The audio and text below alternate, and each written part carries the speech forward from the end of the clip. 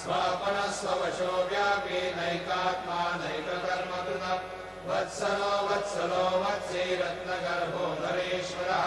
धर्मगुप्धर्मकृद्धर्मे शतसक्षरमक्षरम् अविज्ञाता सहस्रांशुर्विधाता कृतलक्षणः भवस्तिनेमि सत्त्वस्तः सिंहो भूतमहेश्वरः आदिदेवो महादेवो देवेशो देववृद्गुरुः उत्तरो गोपतिर्गोप्ता ज्ञानगम्यपुरातनः शरीरभूतवृद्भोक्ता कपीन्द्रो भूरिदक्षिणः सोमको मृतमः सोमः पुरुषोत्तमः विनयो जय सत्यसन्धो दाशारः सात्वतां पतिः